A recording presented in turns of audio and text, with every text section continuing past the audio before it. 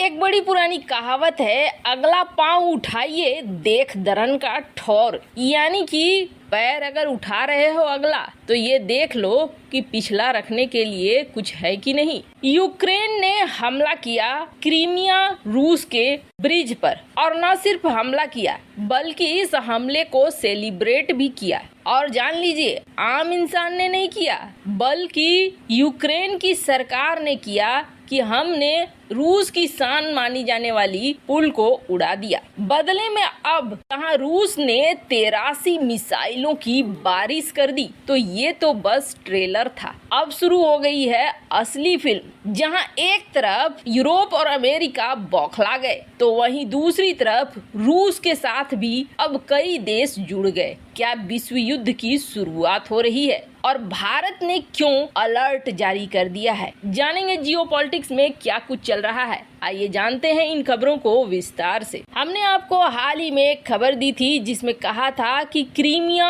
पे जो रूस ने पुल बनाया था वो पुल ध्वस्त हो चुका था और इस पर ब्लास्ट हुए। इस ब्लास्ट को यूक्रेन ने कराया और इस ब्लास्ट के बाद किसी तरीके से अभी इस पुल को संचालित किया जा रहा है। लेकिन ये पुल माना जाता है रूस की शान, और रूस की शान पर जिस तरीके से हमला किया गया उस समय ही देखने में लग गया था कि ये एक आतंकवादी हमला टाइप लग रहा है, ये कोई मिसाइलों का अटैक नहीं है। अब देखिए, रूस के इस पुल को उड़ाने के बाद मैंने पहले भी कहा था, यूक्रेन के जो राष्ट्रपति हैं वो एक कॉमेडियन है, न कि एक कूटनीतिज्ञ राष्ट्राध्यक्ष। इन्होंने इसे मजाक बनाया और मजाक बनाने के लिए इन्होंने एक स्टाम्प जारी किया। इस स्टाम्प के बड़े बड़े होर्डिंग लगवाए। स्क्रीन पर आप देख सकते हैं, इस होर्डिंग के आसपास यूक्रेन के लोग फोटो खिंचवा रहे थे कि हाँ, विक्ट्री साइन के साथ कि हमने उड़ा दिया। ये तस्वीरें देखकर ही आपको समझ में आ जाएंगी कि लोग कितने खुश थे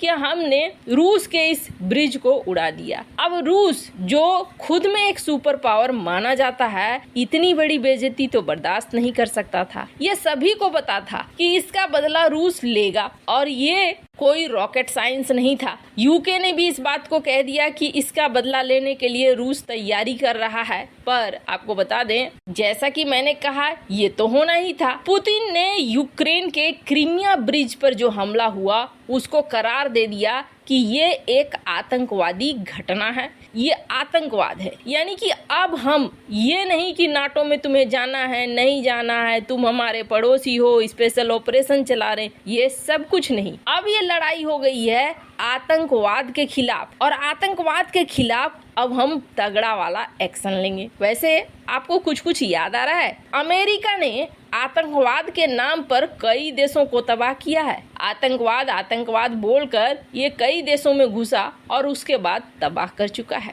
ये वाला केस तो एकदम से आतंकवाद वाला लग भी रहा है कि एक ट्रक आता है और सिविलियन की चिंता किए बगैर उड़ाकर चला जाता है। और सबसे बड़ी बात ये है कि इस स्थिति में जब सब कुछ बदल रहा है और ये युद्ध एक विनाशक रूप लेता जा रहा है, पुतिन गुस्से में या फिर पुतिन निराश, ये कुछ नहीं दिख रहा है। पुतिन बहुत शांत है और ऐसा लग रहा है जैसे पूरी प्लानिंग के साथ चल रहे हैं। अब ऐसे में क्या हो गया, ताबड़तोड़ बमों की बारिश हो गई, मिसाइलों की बारिश हो गई। कहा तो ये जा रहा है कि 83 मिसाइलों को दाग दिया एक साथ रूस ने, और ये मिसाइलें कई कई जगह पर, खास तौर पर जो इनकी खास बिल्डिंग है, एक तो जर्मन दूतावास के पास भी फटा, इसमें कई सिविलियंस के भी मारे जाने की बात आ रही है। और अब जब ये मिसाइलों की बारिश हुई है ना, तब आप देखिए, जेलेंस्की दुनिया को ये कह रहे हैं हमारे सिविलियन को मार दिया, हमारे एनर्जी इंफ्रास्ट्रक्चर पर मिसाइल दाग दिए,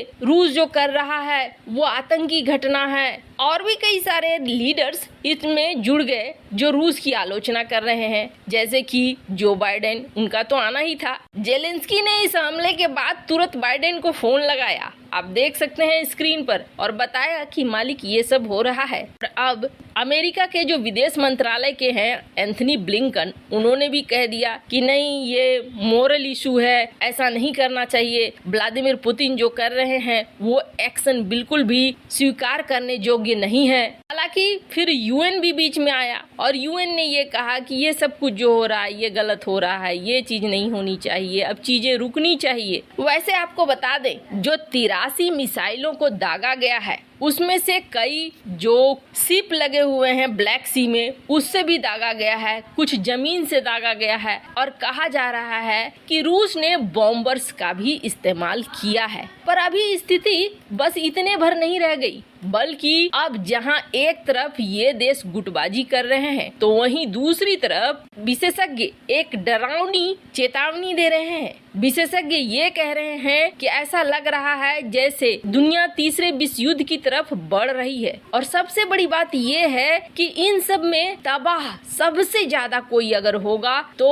होगा वो यूक्रेन। इसीलिए मैंने कहा कि इसके जो राष्ट्रपति हैं ये कॉमेडियन है, कूटनीतिक राष्ट्राध्यक्ष नहीं है। और ये बर्बादी यूक्रेन के इस राष्ट्रपति को नहीं दिख रही है। अमेरिका तो चाहता है कि हर जगह लड़ाई हो, जब तक लड़ाई चलती रहेगी तब तक उनका हथियार का उद्योग चलता रहेगा, क्योंकि हथियार के अलावा उनकी अर्थव्यवस्था में वैसा कुछ भी नहीं है। और कहा जाता है कि जब शुरुआती दौर हुए थे ना, तो पुतिन और जेलेंस्की के बीच जंग को खत्म करने के लिए समझौता हुआ था, कोई बातचीत हुई थी और कहा जाता था शायद उसी समय जंग खत्म हो जाती। लेकिन उस समय ब्रिटेन के तत्कालीन पीएम बोरिस जॉनसन वहां गए थे और कहा जाता है कि उस बातचीत में बाधा डाल दी, उस समझौते को खत्म करवा कर आए, क्योंकि असली मुद्दा ये था लड़ाई चलती रहे, हथियार बिकते रहे, रूस कमजोर हो जाए। अब यहाँ पर जहाँ जेलेंस्की भागा है G7 देशों की तरफ और G7 देशों से बातचीत कर रहा है कि आप हमें डिफेंस सिस्टम दीजिए, आप हमें अब बचाइए, क्योंकि यहाँ पर तो रूस ने बिल्कुल मिसाइलों की बारिश करनी शुरू कर दी है। अब न जाने आगे रूस क्या करे। और अमेरिका ने इस हमले की निंदा की है कि ये हमला हुआ, ये हमला नहीं होना चाहिए। हालांकि जिस तरह के सिविलियन यहाँ मारे गए उसी तरीके के सिविलियन वहाँ पुल पर भी मारे गए, लेकिन इस बात को लेकर अमेरिका ने कुछ भी नहीं कहा। जहां एक तरफ ये G7 की तरफ भाग रहा है यूक्रेन, तो वहीं दूसरी तरफ रूस ने यूएनएससी की इमरजेंसी बैठक बुलाई है ताकि इस मुद्दे को अब वो बोले कि ये आतंकवाद था और आतंकवाद का जवाब हम अब किसी बड़े तरीके से देंगे। वैसे आपको बता दें, जिस तरीके से इधर दुनिया लामबंद हो रही थी वैसे ही अब बेलारूस इस युद्ध में साथ आ गया है और बेलारूस ने भी सैनिकों की तैनाती का ऐलान कर दिया है। दोनों की सेनाएं एकजुट हो रही है। वैसे आपको बता दें, यूक्रेन ने बेलारूस को चेतावनी भी दी, पर अब दिख रहा है कि नहीं, यहाँ पर दोनों देशों की सेनाएं आ रही हैं। अफ्रीकी देशों ने भी रूस को सपोर्ट किया है। वैसे भारत ने अपने दूतावास में हाई अलर्ट जारी कर दिया है कि वहाँ पर युद्ध की संभावनाएं बहुत ज्यादा बढ़ रही है यूक्रेन में, खास तौर पर वहाँ से सुरक्षित रहें क्योंकि समस्याएं आगे बड़ा रूप ले रही हैं। वैसे आपको क्या लगता है, क्या ये अब एक बड़े युद्ध में बदलेगा? कमेंट कर अपनी राय जरूर बताएं।